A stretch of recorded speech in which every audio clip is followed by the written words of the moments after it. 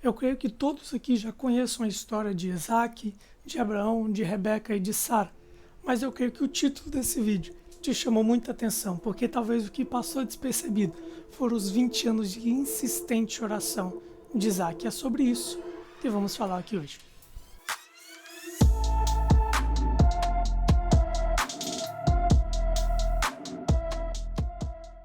Quando eu trato de um período de trevas, eu não quero dizer necessariamente de um período sombrio, mas eu quero dizer de um possível desgaste emocional para Isaac. E esse vídeo vai ser dividido em 3 partes, e o primeiro deles é sobre Abraão. Eu imagino que você já saiba a história de Abraão, já saiba que Sara foi estéril, já sabe que Deus fez grandes promessas a Abraão, que ele teria uma grande descendência. Mas agora imagina a cabeça de Sara, que fez. Ela provavelmente já não tinha esperança alguma em ter uma descendência em sua velhice. Não foi à toa que quando o anjo de Deus veio e declarou essa profecia, o que aconteceu? Sara falou: como eu, uma mulher já velha, posso ter filhos? Mas Deus cumpriu a promessa que ele fez. E Sara posteriormente teve um filho que teve o nome de Isaac. E sabemos também que Deus, lá atrás, pediu Isaac em sacrifício para testar Abraão. E Isaac não negou o seu único filho que teve, mesmo em sua velhice.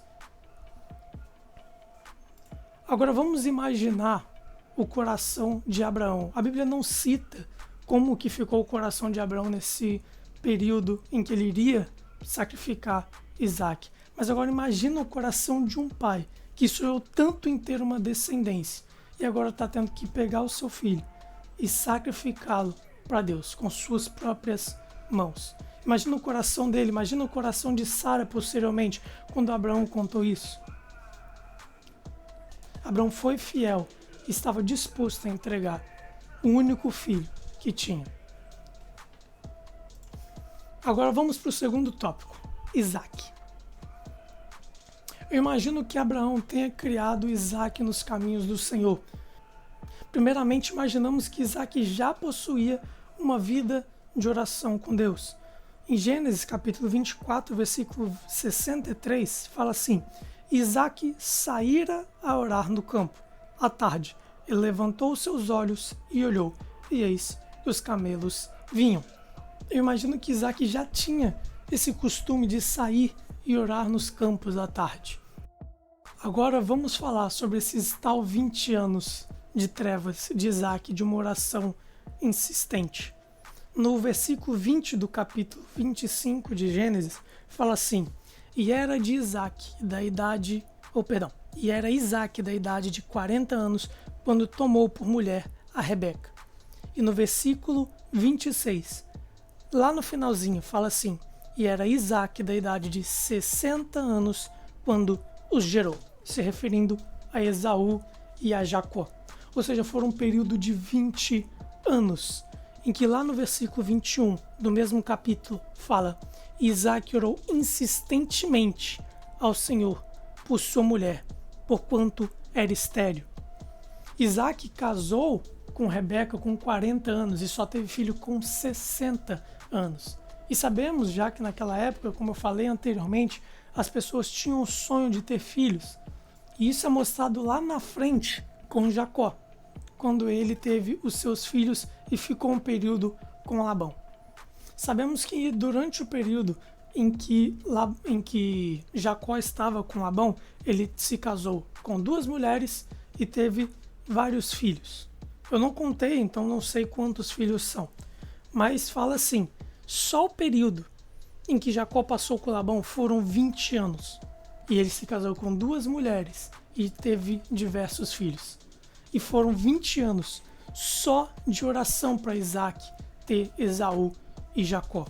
O que mostra que 20 anos não eram fáceis, nem naquela época, e muito menos hoje. E agora vamos para o último tópico, uma oração insistente. A história de Isaac nos mostra o poder de uma oração insistente. o quanto uma oração insistente move o coração de Deus. Do mesmo jeito que o coração de Deus foi movido pelos 20 anos de oração de Isaac e fez com que Rebeca tivesse 2 filhos, Deus também pode se mover pela sua história com uma oração insistente. Eu queria te convidar hoje a finalmente entrar num lugar secreto e ter uma oração insistente com Deus. Uma oração fervorosa, uma oração cheia de fé, que move todo o reino celestial e todo o reino espiritual a favor da sua vida. Lembre-se que são os fiéis, que são os insistentes, que são aqueles que perseveram, que são aqueles que têm fé, que sempre alcançam os maiores lugares no reino celestial, que sempre chegam nos maiores patamares de intimidade com o Espírito Santo. Eu quero desejar que você tenha o melhor ano da sua vida e que o período em que você está vendo esse vídeo, daqui para frente, que seja uma vida cheia de uma intimidade com Deus como nunca foi visto anteriormente. Que Deus te abençoe e adeus.